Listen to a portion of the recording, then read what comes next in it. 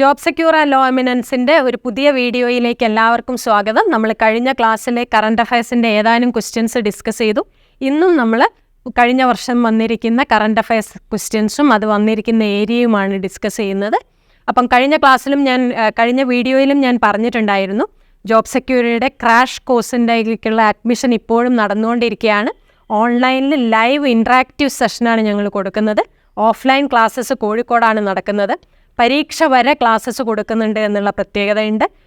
ഏകദേശം 200ഓളം test papers, mock ടെസ്റ്റുകളും previous പേപ്പേഴ്സും അടക്കം 200ഓളം ടെസ്റ്റ് പേപ്പേഴ്സ് അടങ്ങിയിരിക്കുന്ന ഒരു പാക്കേജാണ് ഞങ്ങൾ കുട്ടികൾക്ക് കൊടുക്കുന്നത്. അതുകൊണ്ട് തന്നെയാണ് ക്യുസാറ്റിൻ്റെ റിസൾട്ടിൽ 10-7 ഞങ്ങൾക്ക് നേടിയെടുക്കാൻ കഴിഞ്ഞിട്ടുള്ളത്. അപ്പം ഞങ്ങളുടെ അഡ്മിഷൻ ഇപ്പോഴും നടന്നുകൊണ്ടിരിക്കുകയാണ്.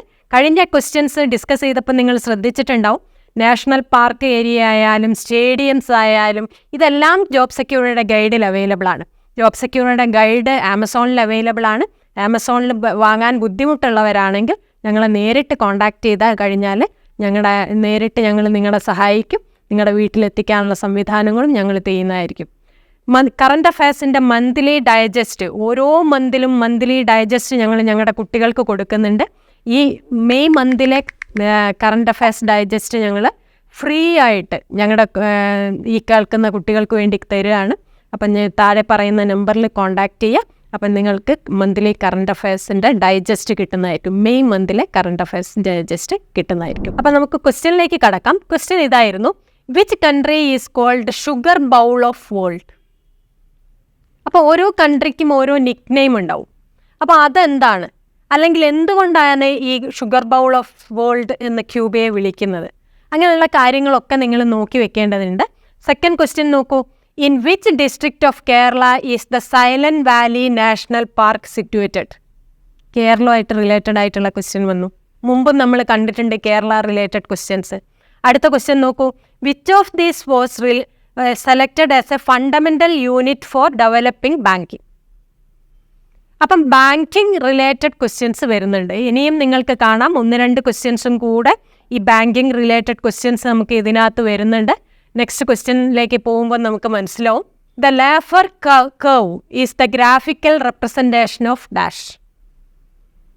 ഇവിടെയും നമുക്ക് എന്തറിയണം, ഈ എക്കണോമിക്സുമായിട്ട് റിലേറ്റഡ് ആയിട്ടുള്ള ക്വസ്റ്റ്യൻ ആണ്.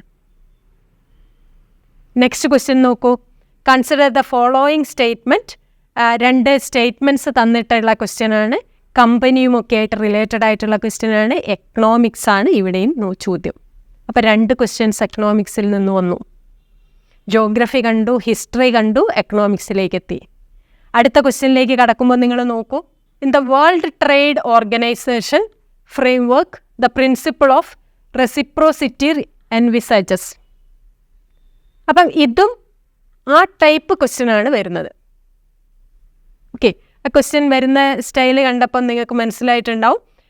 അപ്പം വേൾഡ് ട്രേഡ് ഓർഗനൈസേഷനൊക്കെ എന്തിനു വേണ്ടിയാണ് നിലകൊള്ളുന്നത്, അവരുടെ ഹെഡ് ക്വാർട്ടേഴ്സ് എവിടെയാണ്, അങ്ങനെയുള്ള കാര്യങ്ങളൊക്കെ നമ്മൾ നോക്കണം. ഇൻ്റർനാഷണൽ ഓർഗനൈസേഷൻസ്, അതിൻ്റെ എന്താണ് അവരുടെ പ്രിൻസിപ്പിള്, അവരെന്താണ് ഉദ്ദേശിക്കുക, എയിം എന്താണ്, അതേപോലെ അവർ എപ്പോഴാണ് നിലവിൽ വന്നത്, അങ്ങനെയുള്ള കാര്യങ്ങളൊക്കെ നമുക്ക് അറിയേണ്ടതുണ്ട്. അടുത്ത ക്വസ്റ്റ്യൻ നോക്കൂ, the purchase of share and bonds. എക്കണോമിക്സുമായിട്ട് റിലേറ്റഡ് ആയിട്ടുള്ള ഒരു ക്വസ്റ്റ്യനും കൂടെ നമ്മൾ കാണാൻ. അപ്പോൾ ഇതൊക്കെ എന്തിലാണ് വരുന്നത്? GK റിലേറ്റഡ് ക്വസ്റ്റ്യനിലാണ് വരുന്നത്.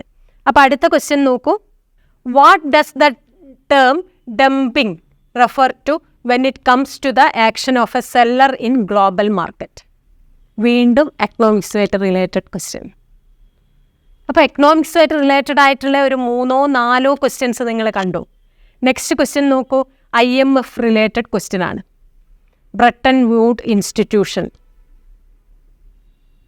ഓക്കെ, അപ്പം അതും ഇവിടെയും നമ്മൾ ഇൻ്റർനാഷണൽ ഓർഗനൈസേഷൻസ്, അവരുടെ എയിം എന്താണ്, ഇതൊക്കെ നോക്കണം. അവരുടെ ആക്ഷൻസ് എന്തൊക്കെയാണ്, അപ്പോഴേ നമുക്ക് ഈ ടൈപ്പ് ക്വസ്റ്റ്യൻസിനൊക്കെ ആൻസർ ചെയ്യാൻ പറ്റുള്ളൂ. നെക്സ്റ്റ് ക്വസ്റ്റ്യനിലേക്ക് കടക്കുന്നു ഞാൻ. Which of the following invention is not attributed to ancient China? അതൊരു എന്താ പറയുക, വെറും ഒരു GK ക്വസ്റ്റ്യൻ ആണ്, ഒരു ജനറൽ നോളജ് ക്വസ്റ്റ്യൻ മാത്രമാണ്. അല്ലാതെ ഇന്നത്തെ കാര്യത്തിൽ ഒരു പ്രത്യേകിച്ചൊരു റെലവൻസ് ഒന്നുമുള്ള ഒരു ക്വസ്റ്റ്യൻ അല്ല. പക്ഷെ അടുത്ത ക്വസ്റ്റ്യൻ നോക്കൂ നിങ്ങൾ. Which of the following yellow metal is an alloy of copper and zinc? മെല്ലെ ജനറൽ സയൻസിലേക്ക് കടന്നുകൊണ്ടിരിക്കുകയാണ്. Next question, if a metal can be drawn into wires relatively easily it is called. General science ക്വസ്റ്റ്യൻസിലേക്ക് കടന്നു. അപ്പോൾ അത് വരുന്ന pattern നിങ്ങൾ നോക്കൂ. ജിയോഗ്രഫി വന്നു, ഹിസ്റ്ററി വന്നു, എക്കണോമിക്സ് വന്നു, ബാങ്കിങ് ഏരിയയിൽ നിന്ന് ക്വസ്റ്റ്യൻസ് വന്നു, ജനറൽ സയൻസിലേക്ക് ക്വസ്റ്റ്യൻസ് കൊണ്ടുവരുന്നു. നെക്സ്റ്റ് ക്വസ്റ്റ്യൻ നോക്കൂ. The most abundant organic molecule, വീണ്ടും ജനറൽ സയൻസിലേക്ക് പോയി. നെക്സ്റ്റ് ക്വസ്റ്റ്യൻ നോക്കൂ. Which organisation recently developed the real time train information system? ഇതെന്തിലാണ് വരുന്നത്? ഇത് കറൻറ്റ് അഫയേഴ്സ് എന്നുള്ള ഏരിയയിൽ നിന്നാണ് വരുന്നത്. ഒരു 1 ഇയറിനുള്ളിൽ നടന്നിട്ടുള്ള ഒരു പ്രധാനപ്പെട്ട ഇൻഫർമേഷനാണിത്. എന്തുകൊണ്ടും അറിഞ്ഞിരിക്കേണ്ടതാണ്. അതുകൊണ്ടാണ് ഇങ്ങനെ ഒരു കാര്യം നമ്മളോട് ചോദിക്കുന്നത്. അപ്പോൾ അടുത്ത ക്വസ്റ്റ്യൻ നിങ്ങൾ നോക്കൂ. What is the name of technology that allows for secure and, അതായത് ബ്ലോക്ക് ചെയിനുമായിട്ട് റിലേറ്റഡ് ആയിട്ടുള്ള ക്വസ്റ്റ്യൻ. ഇന്ന് പത്രത്തിൽ വളരെയധികം ചർച്ച ചെയ്യപ്പെടുന്ന ഒരു സാധനം ആയതുകൊണ്ടാണ് ഈ ക്വസ്റ്റ്യൻ ചോദിച്ചത്. നെക്സ്റ്റ് ക്വസ്റ്റ്യനിലേക്ക് കടക്കുമ്പോഴോ എന്തുമായിട്ട് റിലേറ്റഡ് ആയിട്ടുള്ള ക്വസ്റ്റ്യനാണ് ചോദിക്കുന്നത്? സെലസ്റ്റിയൽ ഒബ്ജക്റ്റ്, അതായത് സ്പേസ്, സോളാർ സിസ്റ്റം, പ്ലാനറ്റ്, ആ ഏരിയയിൽ നിന്നൊക്കെ ക്വസ്റ്റ്യൻസ് വരുമെന്ന് ഇത് കണ്ടാൽ നിങ്ങൾക്ക് മനസ്സിലാവും. ഓക്കെ, അടുത്ത ക്വസ്റ്റ്യനിലേക്ക് കടക്കുന്നു ഞാൻ. What is the name of process by which stars produce energy? വീണ്ടും നമ്മൾ ആ ഏരിയയിലേക്ക് പോവുകയാണ്. ന്യൂക്ലിയർ ഫ്യൂഷനുമായിട്ട് റിലേറ്റഡ് ആയിട്ടുള്ള ക്വസ്റ്റ്യൻ. ഇത് ജനറൽ സയൻസ് ആണെന്ന് പറയാൻ വേണമെങ്കിൽ, അല്ലെങ്കിൽ സ്പേസ് റിലേറ്റഡ് ക്വസ്റ്റ്യൻസിലും ഈ ഏരിയ വരും.